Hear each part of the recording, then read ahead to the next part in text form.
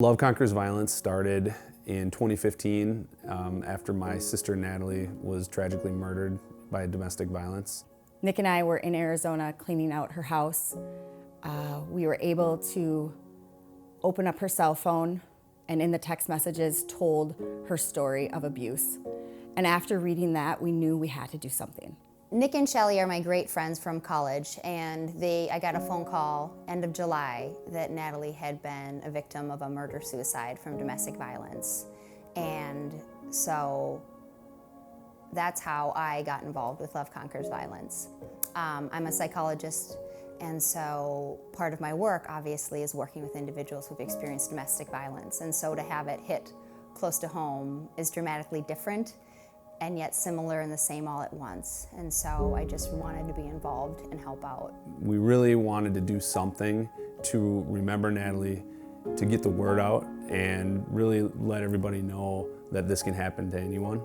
And so we decided that we were gonna have an event, a fundraiser, to raise some money, to start a scholarship fund for my sister, and to give money back to a local domestic violence organization. Our world was forever changed the day that Natalie died. But by having Love Conquers Violence, there's this purpose, this meaning, and in this strange way, it's almost like she's still here with us. And we know that her whole body of who she was, of helping people, she's still being able to do that. The amount of people that we've reached has blown me away. We have almost 1,000 people following our Facebook page. We've helped over 160 families through the Domestic Abuse Project with our funds. The amount of money we've raised each year has steadily gone up. We've raised over $75,000 to date since our first event in 2016 to help the Domestic Abuse Project and for my sister's scholarship fund. We never thought Love Conquers Violence would be what it is today.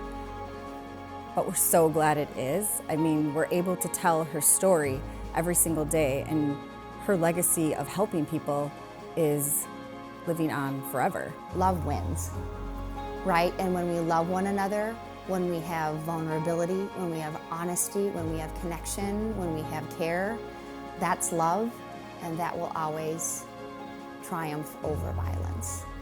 And so as an organization, that is my kind of mission statement. Right, is how do we pour love into communities, into people when we educate them on domestic violence. And so they feel that strength and empowerment to therefore get out of violence or stop being violent. You know, I really believe that she's looking down on us and really appreciates what we've done. I also think she probably looks down and shakes her head and doesn't think she should be receiving the kind of attention that she's getting. But I do think that whenever we have times where we get frustrated or we struggle putting the events together, we stop and think and say, would Natalie want us to be doing this? And it always comes back, yes, absolutely. She'd want us to continue doing the work that we're doing, and we know that she's proud of what's been done.